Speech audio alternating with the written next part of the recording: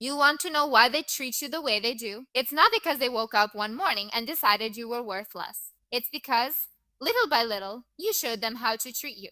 And whether you like it or not, you like it or not, people are mirrors.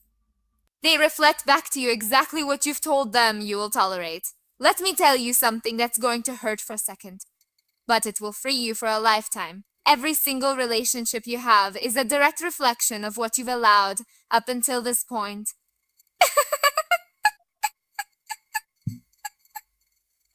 Especially the bad ones. You see, humans don't operate in a vacuum. We study each other. We test boundaries. We notice the small details. The tone in your voice. When you say, that's fine, but you really mean, that's not fine. We notice when your eyes drop instead of holding your gaze. We notice when you shrink instead of standing tall. And when you do these things, even unconsciously, you're teaching us. We're learning what we can get away with. And the truth is, most people are not evil, but most people are selfish. If they can take a mile, they will. Not because they're villains in your life story, but because you never built a fence that told them, thus far. No further. Think about it. Remember the first time someone said something that made you uncomfortable? Maybe it was a joke about your weight. Maybe it was a dismissive comment about your dreams. Maybe it was the way they took your time for granted. And you thought it's not worth bringing up. So you swallowed it. You smiled. You brushed it off. That moment, that exact second, was your training session for them. You were teaching them the rules of how to treat you. And they learned quickly. I know you want to believe that people should just know better. That kindness should be enough for someone to treat you well. But kindness without boundaries is just an open door to disrespect. An open door to disrespect. You have to understand this. People don't rise to the level of your worth. They sink to the level of what you'll accept. Let's break it down like this.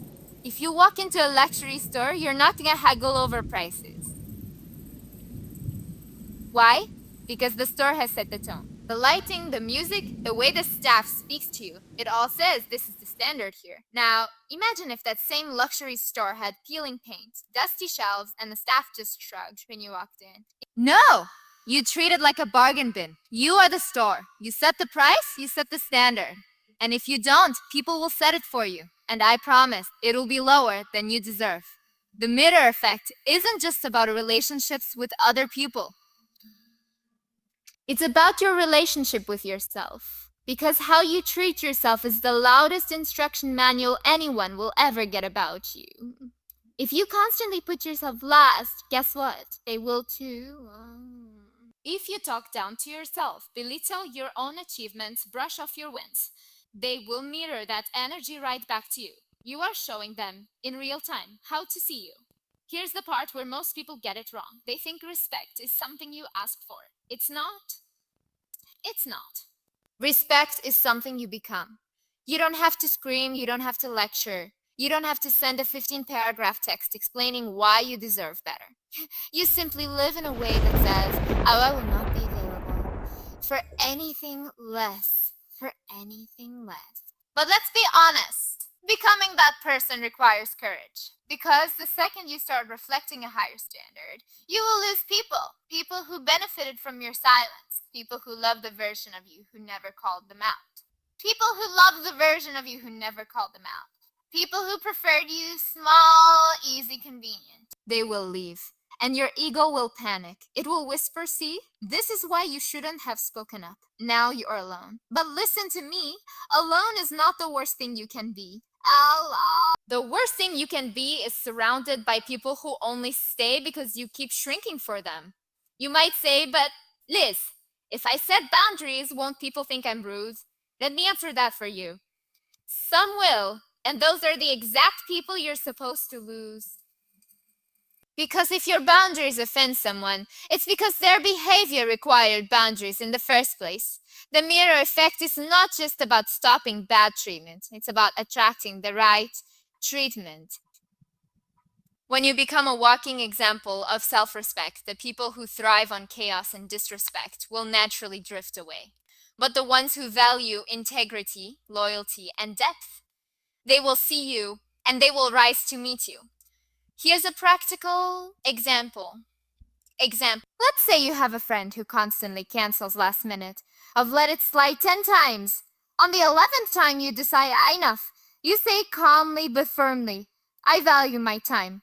If you can't commit, I can't keep making plans with you. Now, one of two things will happen. They will adjust their behavior or they will stop making plans with you altogether. Either way, you've won because you're no longer training someone to think your time is disposable. The mirror effect also applies in love. If you date someone who sees you accepting crumbs, they will never feel the need to give you the whole loaf. Why would they? You've already proven you'll stay for less. But if you set the tone early, this is how I expect to be treated. You filter out the wrong ones before they can train you. You're not chasing, you're not begging, you're not performing for love. You are simply reflecting your own values so clearly that they either step up it or step out. Now, here's where the magic happens. When you master the mirror effect, you stop taking mistreatment personally.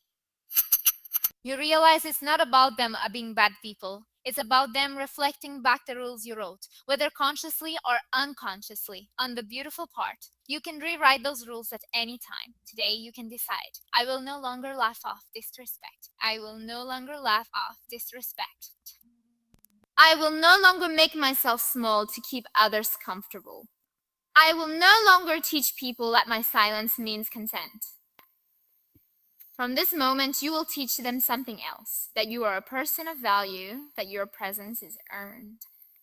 That kindness will always flow from you, but never at the expense of your dignity. Some of you listening right now, you've been waiting for someone to come along and treat you better so that you can finally believe you're worth more. That's backwards. You believe it first. You live it first. You live it first. And then, without even trying, the treatment you receive will transform. Because you've transformed. The mirror effect is not about changing them. It's about changing you. It's about changing you. When you walk differently, when you speak differently, when you hold yourself differently, people have no choice but to adjust how they approach you. It's automatic. You won't need to explain your boundaries. They'll feel them. Feel them. You won't need to argue about respect. It will be the only currency you deal in. So the next time someone treats you poorly, ask yourself this. What have I taught them about me? And if the answer stings, don't drown in shame. Stand up, rewrite the lesson, teach them. And yourself? That from this day forward, the reflection they see will be of someone who is no longer willing to be diminished. Because when you master the mirror effect, you don't just change how the world treats you. You change how the world treats you. You change how you see yourself. And that changes everything. You think you're protecting yourself by staying quiet. You think you're avoiding drama. You think if I just let it go, everything will be fine. But silence isn't safety. Silence is surrender. Every time you don't speak up, you are giving the world a blueprint for how to treat you. You are saying without words, I can handle being overlooked. I can handle being dismissed. I can handle being treated like I'm less. And the truth no one wants to say out loud is that people believe you. If you show them you'll take less, they'll give you less. I'm not talking about screaming or starting fights. I'm talking about that subtle, dangerous moment when something feels wrong, but you swallow it. That first a small moment, the joke that cut too deep, the promise they broke without apology. The way they spoke to you like your time, your feelings, your existence didn't matter. And you thought, it's not worth bringing up. You told yourself, it's not that bad. But that was the start of the price you're still paying today. Silence doesn't just happen once. It becomes a habit, becomes the air you breathe in that relationship. The first time you stayed quiet, you thought you were choosing peace. But really, you were teaching them that your boundaries are negotiable. They learned they can cross a line and nothing will happen. They learned you'll fold before you'll confront. And they learned fast. People aren't stupid. They notice patterns. And when your pattern is swallowing your discomfort, they start serving you more and more of it. But here's the dangerous part. Silence trains you too. The more you don't speak up, the more unnatural it feels to do it. The more unnatural it feels to do it, you start doubting yourself. You start wondering if you're overreacting. You convince yourself it's easier to just stay quiet. But silence doesn't make the problem disappear. It just keeps it inside you, rotting slowly. Silence is emotional debt. Every time you choose it, you're borrowing against your self-respect. An interest is building. You start feeling smaller. You start doubting your worth. You start losing the connection to your own voice, the voice that used to say, no, this is not okay. And when that voice gets quiet, other people's voices get louder. The voice that says, you're lucky to be here. The voice that says, you're too sensitive. The voice that says, this is just how it is. One day you look in the mirror and realize you're living a life that doesn't even feel like yours because you've been editing yourself for so long just to keep the peace. But that's a peace you've been protecting. And it's not peace. It's the absence of honesty. It's a fragile little bubble that bursts the second you finally tell the truth. And the longer you've been quiet, the bigger the explosion when it happens. Silence always has a breaking point. There will be a day when you can't swallow it anymore. The resentment will be too heavy. The self-betrayal will be too loud. The mask will crack. When you finally speak, it will shock them. Because you trained them to believe everything was fine. They'll say, where is this coming from? And you'll want to scream, it's been coming for years. They won't understand why you're so angry now, because they never saw the buildup. They never saw the nights you replayed their words in your head. They never saw the moments you almost spoke up but didn't. They just saw you smile. They just saw you nod. They just saw you nod. They just saw your silence, and they mistook it for agreement. If speaking up risks losing them, staying silent risks losing you, and losing yourself is the highest cost you will ever pay. I know why you've been quiet. You were told not to be too much, too much. You were told not to start trouble. You were told good people keep the peace. But keeping the peace doesn't mean keeping yourself invisible. And being silent doesn't make you good. It makes you a ghost in your own life. If it hurts you, if it disrespects you, if it diminishes you, you speak. You don't scream. You don't beg. You simply say, no, that doesn't work for me. And then you hold the line. Will people leave? Yes. And that's good. Because the ones who leave when you finally respect yourself were only there because you didn't. Real peace doesn't come from avoiding hard conversations. It comes from knowing you never abandoned yourself. It comes from looking in the mirror and knowing, no matter what they did, no matter how they reacted, you stood for yourself. That's the kind of peace that lets you sleep at night. That's the kind of peace that makes you unshakable. So the next time you feel that knot in your stomach, that voice telling you to speak, don't ignore it. That's you, the real you, trying to come back to life. Listen to her, protect her. Be loud enough that she never has to disappear again. Because the cost of your silence is too high. And you are worth more than you've been willing to charge. You have to understand something. You were never born to be a good enough for someone else's life, someone else's standards, someone else's idea of what is acceptable. You were born to become the reference point. The one people compare themselves to. The one whose energy walks into the room before you do. The one people speak about when they say, that's what excellence looks like. The problem is, most of you have spent your life shrinking yourself into what is already available. You measure yourself against people who haven't even touched their own potential, and then wonder why you feel unfulfilled. You are not here to be a runner in someone else's race. You are here to build the track. You are here to set the pace. You are here to become the standard. Becoming the standard is not about arrogance. It is not about thinking you are better than everyone else. It is about understanding that your life is your signature, your name written across time, and you refuse to sign it with mediocrity. It's about deciding that when people look at you, they see the highest example of what can be done, not the safest example of what's easy. The first step to becoming the standard is radical self-awareness. You cannot demand talent from yourself if you are blind to the ways you settle. Ask yourself, where have I allowed comfort to replace ambition? Where have I stayed quiet when I should have spoken? Where have I tolerated treatment beneath the value I know I bring? Becoming the standard starts with refusing to lower the bar, even for yourself.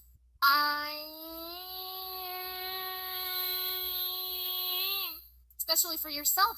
Stop waiting for permission to raise your life. Stop hoping someone will notice your worth and reward it. If you want to be the standard, you become the notice. You become the reward. You become the reward. You become the example people chase.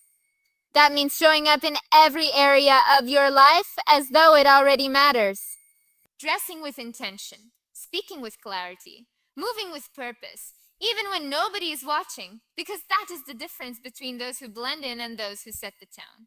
The standard doesn't change just because the audience is small. The truth is, people treat you according to the standard you set for yourself.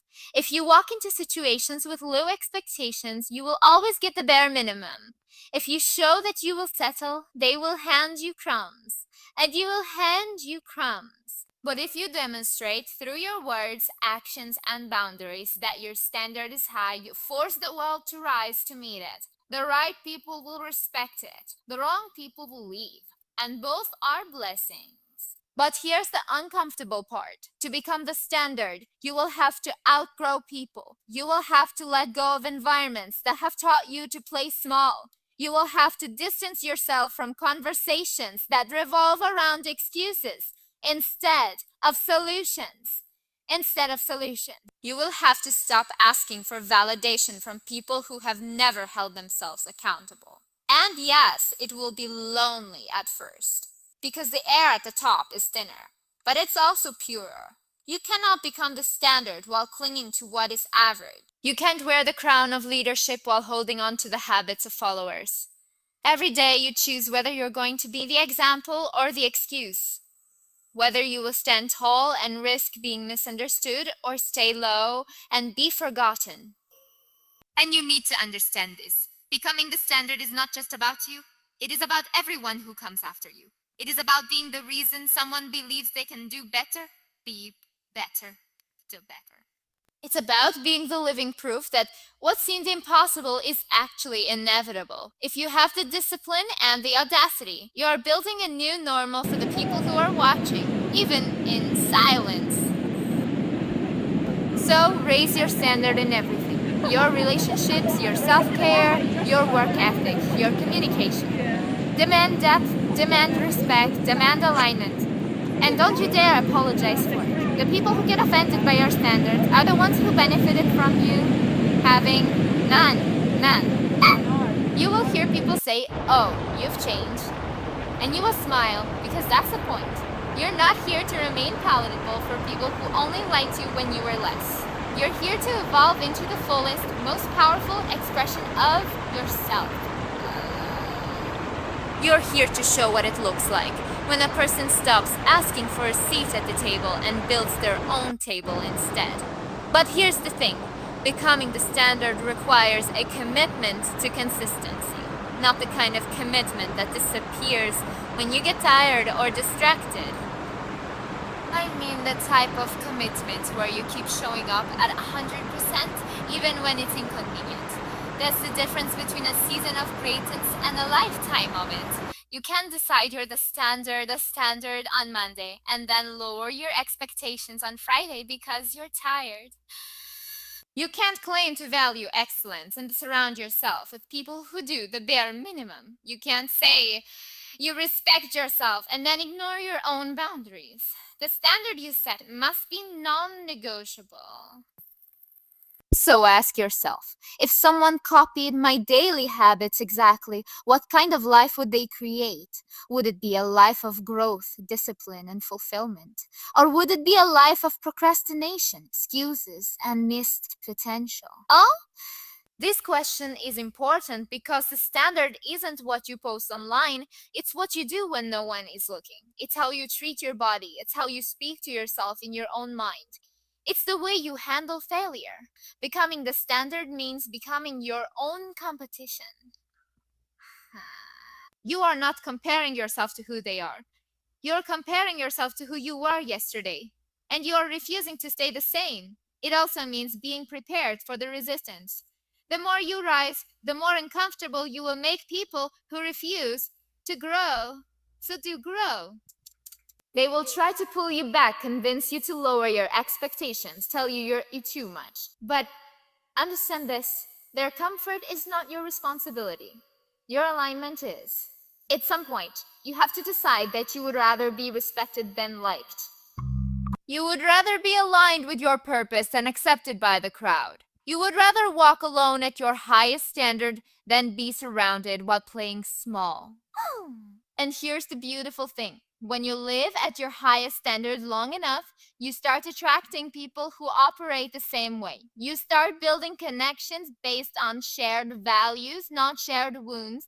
Not shared wounds. You start experiencing love that matches your effort, friendships that feed your spirit, opportunities that challenge and grow you. You stop begging for things because the standard you live by naturally attracts them. Becoming the standard is an act of self-respect. It's also an act of courage. It's also an act of courage. It means you are willing to be misunderstood, judged, and even criticized for refusing to conform. But you understand that lowering yourself to fit in will cost you more than standing tall ever could. So I'm asking you today, stop looking around to see what everyone else is doing. Everyone else is doing. Stop waiting for someone to hand you the example. Stop assuming the standard already exists. No. You become it. You create it. You embody it so unapologetically that it forces others to rethink what they thought was possible. You are not here to blend in with the average. You are here to stand out as the standard. Raise your voice, raise your energy, raise your boundaries, raise your expectations, and then raise them again. Because the truth is, the moment you stop raising your standard, you start lowering your life. And when you finally become the standard, you will realize something powerful. You didn't just change your life, you changed the definition of what's possible for everyone watching. So decide. Not tomorrow, not next month, today. Decide that you will be the reference point. Decide that when people speak of discipline, of excellence, of self-respect, your name comes to mind. Decide that you will no longer measure yourself against what is common, but against what is possible. That is the life you deserve, and it's weight you deserve, and it's waiting for you. But you have to stop reaching for the bare minimum and start reaching for the standard. And then you have to become it.